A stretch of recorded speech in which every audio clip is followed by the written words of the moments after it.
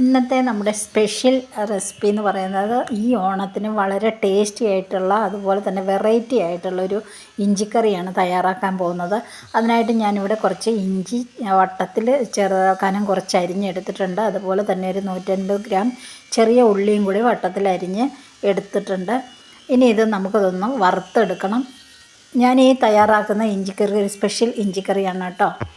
അതിനായിട്ട് ഞാനൊരു നോൺ സ്റ്റിക്കിൻ്റെ പാത്രം എടുത്തിട്ടുണ്ട്. നോൺ സ്റ്റിക്കിലാണ് വറുക്കാൻ ഏറ്റവും നമുക്ക് നല്ലത്, കാരണം എണ്ണ അത്രയ്ക്ക് ചിലവാകില്ല. അപ്പോൾ ഞാനിതിലേക്ക് നമുക്ക് ഈ ഇഞ്ചി വറുക്കാൻ ആവശ്യമായിട്ടുള്ള എണ്ണ ഒഴിച്ച് കൊടുക്കുന്നുണ്ട്. ഇതിലേക്ക് നമ്മൾ അരിഞ്ഞു വെച്ചിരിക്കുന്ന ഇഞ്ചി കൂടി ചേർത്ത് കൊടുക്കാം.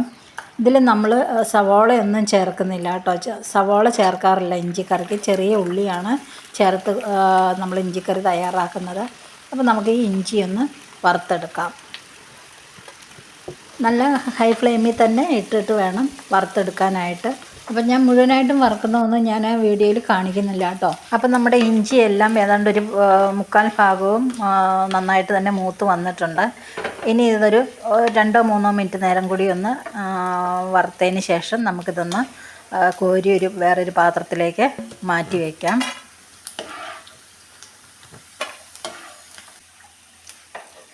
ഇനി ഇതിലേക്ക് ചേർത്ത് കൊടുക്കുന്നത് ഒരു അരമുറി തേങ്ങ ചിരവിയതാണ്.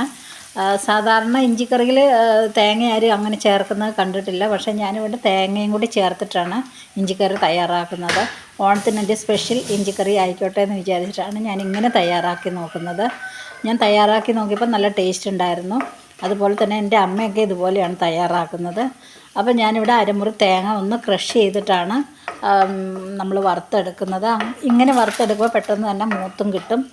അതുമാത്രമല്ല, ഈ തേങ്ങ വറുക്കുമ്പോൾ ഒരല്പം ഉപ്പ് കൂടി ചേർത്തിട്ട് നമ്മൾ വറുത്തെടുക്കാനായിട്ട് ശ്രമിക്കുക.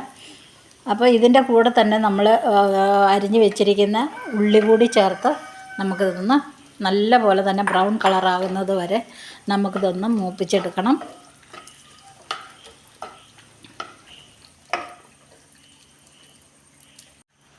അപ്പോൾ നമ്മൾ തേങ്ങയും ഉള്ളിയും കൂടെ നന്നായിട്ട് തന്നെ വറുത്തെടുത്തിട്ടുണ്ട്. ഇനി ഇതിലേക്ക് പൊടികൾ കൂടി ചേർത്ത് കൊടുക്കാം. ഒരു 1/2 സ്പൂൺ മല്ലിപ്പൊടി ചേർത്ത് കൊടുക്കാം. 1 സ്പൂൺ നിറയെ മുളക് പൊടി ചേർത്ത് കൊടുക്കാം. ഞാനിവിടെ എരിവുള്ള മുളക് പൊടിയാണ് ചേർത്ത് കൊടുത്തിട്ടുള്ളത്. ഇനി നമുക്ക് 1/4 ടീസ്പൂൺ ഉലുവാപ്പൊടി ഞാൻ ചേർത്ത് കൊടുത്തിട്ടുണ്ട്. ഇനി ചേർത്ത് കൊടുക്കുന്നത് 1/2 സ്പൂൺ മഞ്ഞൾപ്പൊടി കൂടി ചേർത്ത് കൊടുക്കാം. ഇതിലേക്കൊരു 3/4 ടീസ്പൂൺ കായപ്പൊടി കൂടി ചേർത്ത് നന്നായിട്ട് തന്നെ ഒന്ന് ചൂടാക്കിയെടുക്കണം. ഈ പൊടികളുടെ പച്ചമണം ഒന്ന് മാറ്റിയെടുക്കാം.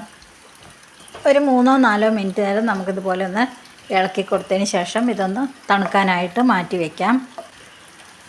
ഇനി നമ്മുടെ ഇഞ്ചിക്കറിക്ക് ആവശ്യമായിട്ടുള്ള മധുരത്തിന് ഒരു കഷ്ണം വെല്ലം നമുക്ക് പൊടിച്ചെടുത്തിട്ട് വരാം. ഇനി പാൻ ചൂടാക്കി അതിലേക്ക് ഒരു 2 സ്പൂൺ വെളിച്ചെണ്ണ ഒഴിച്ചു കൊടുക്കും. വെളിച്ചെണ്ണയിൽ തന്നെ നമ്മൾ ഇഞ്ചിക്കറി തയ്യാറാക്കണം കേട്ടോ. അതിനാണ് ടേസ്റ്റ് കൂടുതൽ, വേറെ എണ്ണ എടുക്കരുത്.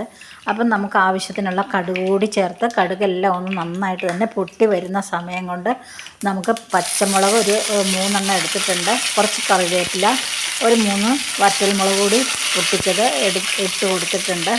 ഇതെല്ലാം ഒന്ന് നന്നായിട്ട് തന്നെ ഒന്ന് മൂത്ത് വരട്ടെ.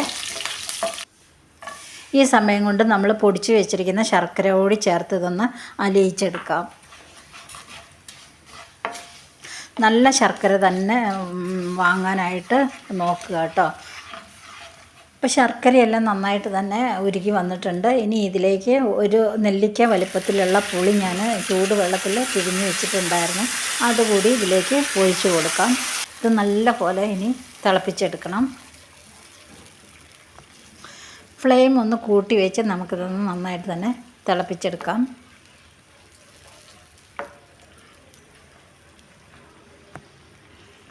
ഇപ്പോൾ തിളച്ച് വരുന്ന സമയം കൊണ്ട് നമുക്ക് ആവശ്യത്തിനൊരു 1/4 ടീസ്പൂൺ ഉപ്പ് കൂടി ചേർത്ത് കൊടുക്കാം. ഇഞ്ചിക്കൊരു കുത്തലുണ്ടാവും കേട്ടോ.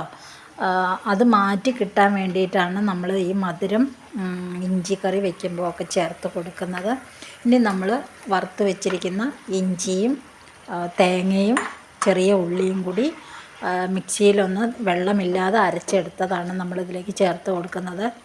ഈ ചേർത്ത് കൊടുത്തതിന് ഇതിലേക്ക് വെള്ളം ഒന്നും ഒരല്പം പോലും നമ്മൾ ചേർത്ത് കൊടുക്കരുത്. പുളിയുടെ വെള്ളം അല്ലാതെ, അത് നമ്മൾ ചൂട് വെള്ളത്തിലാണ് നമ്മൾ പുളി പിഴിഞ്ഞെടുത്തിട്ടുള്ളത്. ഇനി ഇത് നല്ലപോലെ കുറുകി വരണം. ഇളക്കി കൊടുത്തോണ്ടേ ഇരിക്കുക കേട്ടോ. അപ്പോൾ ഇഞ്ചിക്കറിയുടെയൊക്കെ സ്മെല്ല് നന്നായിട്ട് വരുന്നുണ്ട്. അടുത്ത വീട്ടിലെ ചേച്ചിമാരൊക്കെ ചോദിക്കുന്നുണ്ട് ഇഞ്ചിക്കറിയാണോ വെക്കുന്നതെന്ന് ചോദിക്കുന്നുണ്ട്. അപ്പം ഇഞ്ചിക്കറി എവിടെ വെച്ചാലും നമ്മുടെ ഈ ചക്കയുടെ കാര്യം പറഞ്ഞതുപോലെയാണ്. ചക്ക അപ്പുറത്ത് വെട്ടിയ ഇപ്പുറത്ത് മണം വരുന്നത് പറഞ്ഞതുപോലെയാണ്. ഇഞ്ചിക്കറി എവിടെ വെച്ചാലും നമുക്കതിൻ്റെ സ്മെല്ല് നമുക്ക് കിട്ടും. അതുപോലെയുള്ള സ്മെല്ലാണ് ഇങ്ങനെ സ്പ്രെഡാകുന്നത്. അപ്പോൾ ഇപ്രാവശ്യത്തെ ഓണം ഒരു വെറൈറ്റി ഇഞ്ചിക്കറിയോട് കൂടി ആയിക്കോട്ടെ. അപ്പോൾ എല്ലാവരും തയ്യാറാക്കി നോക്കുക, അഭിപ്രായങ്ങൾ അറിയിക്കുക. ആദ്യമായിട്ട് കാണുന്നവരുണ്ടെങ്കിൽ സബ്സ്ക്രൈബ് ചെയ്യുക, സപ്പോർട്ട് ചെയ്യുക. അപ്പോൾ എല്ലാവർക്കും ഇഷ്ടമായി എന്ന് വിചാരിക്കുന്നു. അപ്പോൾ ഇനി അടുത്തൊരു വീഡിയോയിൽ കാണുന്നവരെ ബൈ.